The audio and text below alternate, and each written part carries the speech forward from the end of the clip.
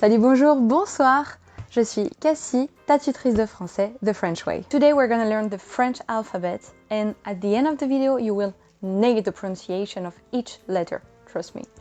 But I don't want you to just repeat meaninglessly all the letters. You will understand them. You will know where they're from, why they sound the way they sound in French. And I know French pronunciation can be tricky, but no worries, I got your back.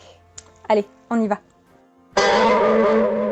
So first, I do need to pronounce the alphabet for you, but I do not want you to repeat just yet.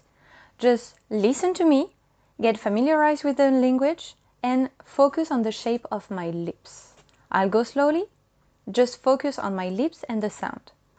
A, B, C, D, E, F, G, H, I, J, K, L, M, N, O, P, Q, R, S, T, U, V, W, X, Y, Z.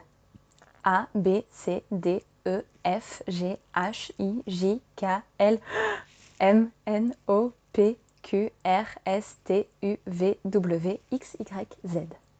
Okay, now we're going bit by bit and I want you to repeat after me. So let's go for the 5 first. So our first vowel is A. And I know many English speaking people will say A, but to make that sound in French, you need several letters or accents. So in French, A is A, and just A. Voilà. So you open your mouth, A. The sound comes from, well, your glottis, the back of your throat. A. A. A comme avion. Ensuite, so we have B. This one is almost the same as in English. You start with your lips closed, and then you kind of expel the air. B. B. B comme baleine. Ensuite, C. C. This letter, just like in English, can be pronounced like S or K. S or K. That depends. If it is before the letter I, E, or the letter I, then you do pronounce it S, cigale. But if it is before, well, all the other vowels, you do pronounce it K, cacao. There is another way to pronounce it. It is if it is combined with H.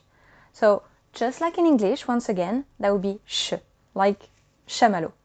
Then we have D, D. Just like in English, you start with your tongue, the tip of your tongue, just behind your teeth. But you will make a smile. You will smile. D. E. D. That's how it goes. That can be like dinosaur. Then we have our second vowel, which is E. E. This one can be tricky because if there is any accent on top of the E, the sound changes. But that would be for another time. That would be for another video. Right now, we just focus on the letter. E. You probably know 1, 2, 3. Well, what we're aiming for is E, 2, E. That is the name of that letter. But it is barely ever pronounced that way in real world. E comme Europe. A, B, C, D, E. On continue. So now we have from F to J. J is actually funny because it is quite a source of mistakes for French people speaking English. I will tell you more in a sec. So F, just like in English really, you start with your mouth open and then you end with your upper teeth on top of your lower lip. F, F, F comme facile. Oh, and now we have a tricky one. We have G, G. G, just like C actually, changes sound depending if it is in front of E, I, E, I, or if it is in front of any other vowel. G in front of I or I will be je, so the very soft je, just like in giraffe. But in front of other letters, that would be g, more guttural, like it comes from your throat, like in guitar. And well, these words, they are the same in French. Giraffe, guitare. Then hache, hache. But you can already forget about it because we never pronounce it in French. Except if it is coupled with a C, as we said earlier, then that would be sh. Other than that, just it's there, but we don't really know why. H comme hélicoptère. I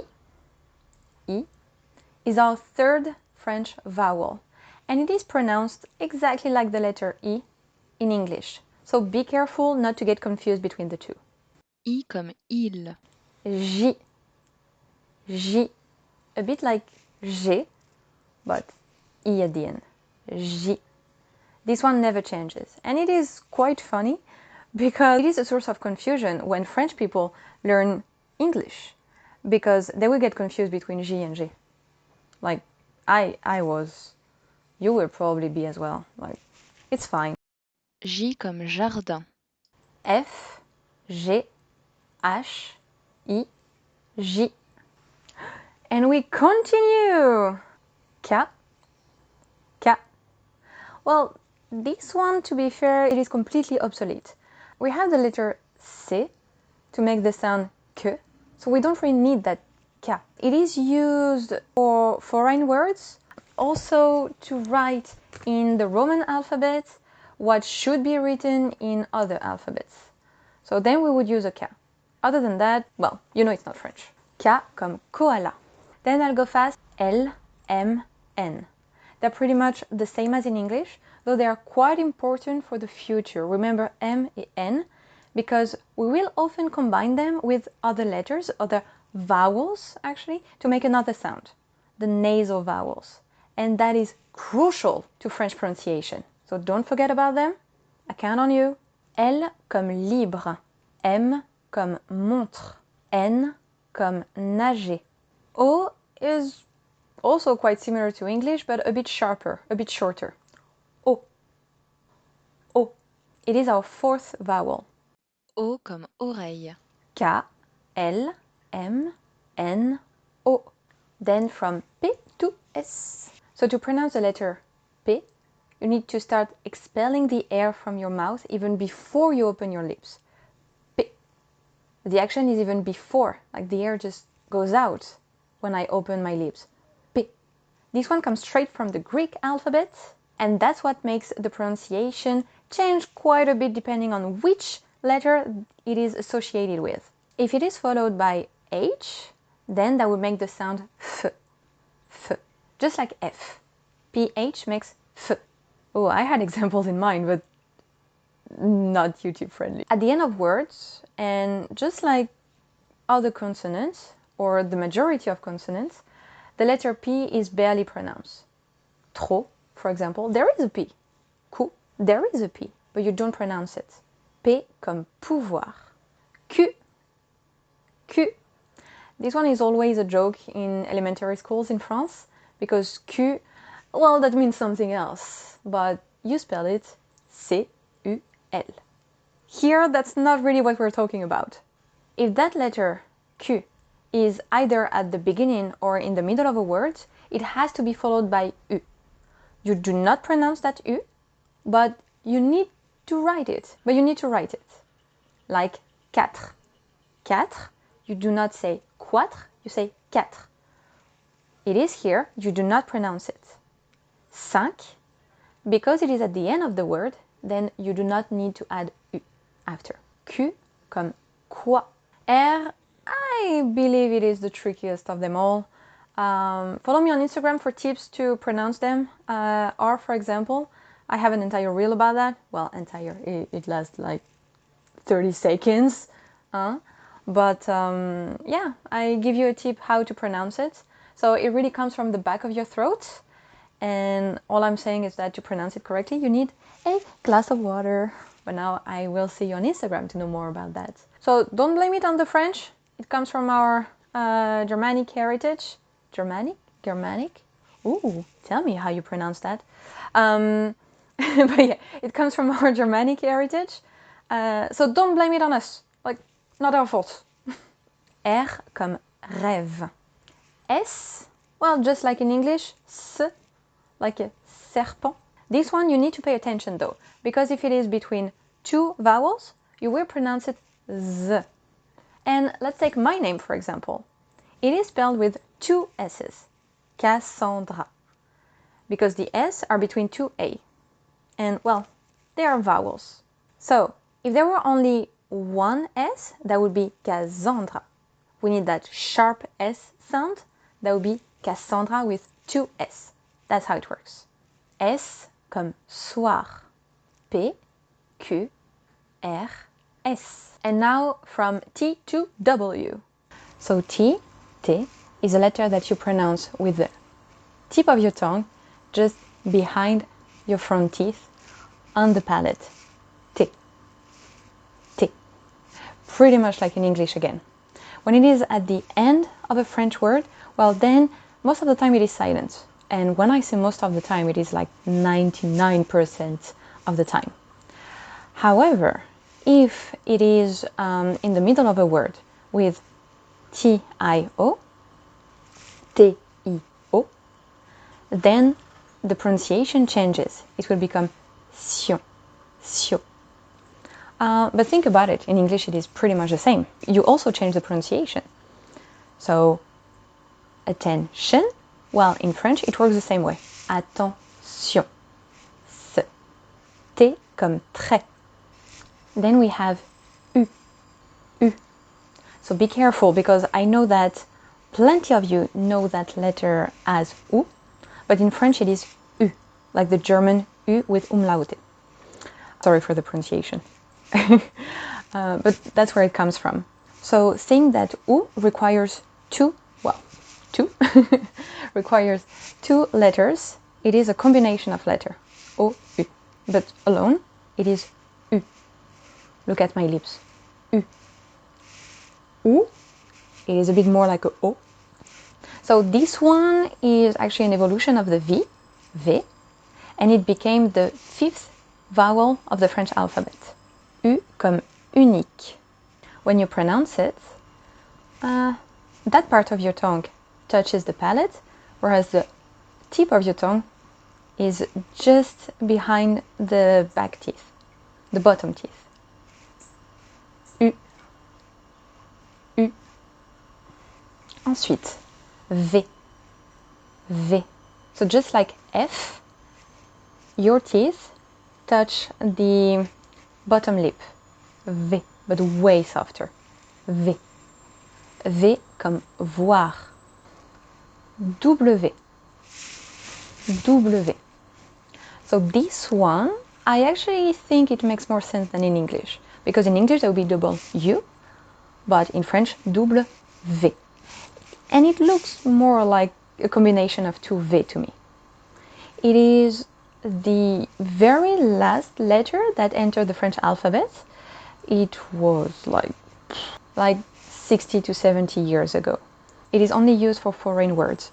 So the pronunciation will change depending on the origin of the words. If a word comes from German, that would be V, like wagon. But if it comes from English, then it is way softer. It is V, like Wi-Fi. T, U, V, W. And we come to an end to that alphabet. X, to be fair, is quite a tough one because it can be pronounced 4 different ways in French. First, it can be silent when it is at the end of a word, just like heureux, choix. Then it can be pronounced x, x. And this one is pretty specific. It is when the X is in the middle of a word, just like excellent, just like taxi. Then we have the pronunciation x, x. That is if there is the letter E before and then a vowel. Exercice. Then in 2 very specific cases, it can be pronounced like S, S, and that would be at the end of the number 6 and the number 10. But only if it is not followed by anything. 6, 10, s. If there is something after, that would be 10 pommes de terre. 6 patates. Whatever. And last but not least, and we're staying in the field of numbers, that can be pronounced like a Z, Z, and it is in ordinal numbers. Le dixième, le deuxième, Z. We have Y, Y. So literally, Greek, I. This one tells us in the name the origin of that letter. It can be pronounced different ways, or I would say the rules of pronunciation are different. If it is between a vowel and a consonant, or at the beginning of a word, then that would be Y, like in Y, les yeux, Y. But if it is between two vowels, then it eases the pronunciation of the word. So we will split the Y, the Y, in two, and that will become like 2I. It will make way more sense once we see the combination of letters. That will be for another time, of course. But for now, just 2I when it is between two vowels, like in loyer. And last but not least, we're reaching Z, which must be easier for British, Australian, Kiwis. If you're here, hi. Because yeah, that's exactly the same way to call that letter. Z. I know for Americans that would be Z. Canadians as well. But yeah, Z, like in zebra. So now it is your turn. I have a couple of exercises for you just to practice a bit. So according to what we've learned today in that video, how would you read these three words? Finir, partir, chat. Finir, partir, chat. So now I'm gonna spell three words, just gonna spell the letters, and you are going to try to write them down. They are all related to transportation in France. Let's go. S, N, C, F. SNCF. Here it is. So that is the national company of trains in France. Société Nationale des Chemins de Fer France. Then we have T, E, R. TER. Here it is. That is TER. So these are Transport Express Régional, so the trains in the different regions. And then RER. RER. Here. So this one means Réseau Express Régional. So it is the, network of trains around Paris, so my region. Et donc, je vous retrouve en Espagne, du côté de Valence. Je vous montre un peu et après on parle de l'alphabet. Voilà. Donc, je vais vous raconter un peu l'histoire de l'alphabet. Donc, en français, on utilise l'alphabet romain. Mais d'où est-ce qu'il vient du coup? Alors, cet alphabet, au fait, il tient son origine des hiéroglyphes égyptiens, qui étaient du coup des pictogrammes, donc vraiment qui illustraient un mot juste en le dessinant. Mais il y avait également des idéogrammes, c'est-à-dire des symboles qui représentaient une idée. On le retrouve encore aujourd'hui dans l'alphabet, par exemple japonais, avec les kanji. Ce sont des pictogrammes qui représentent une idée. Et ce qui s'est passé, c'est que les Phéniciens, ils se sont inspirés des hiéroglyphes et au fait, ils ont pris donc leurs propres mots. Ils en ont choisi quelques-uns, comme par exemple le bœuf pour la lettre A. Et ce bœuf se disait Alf ou quelque chose comme ça.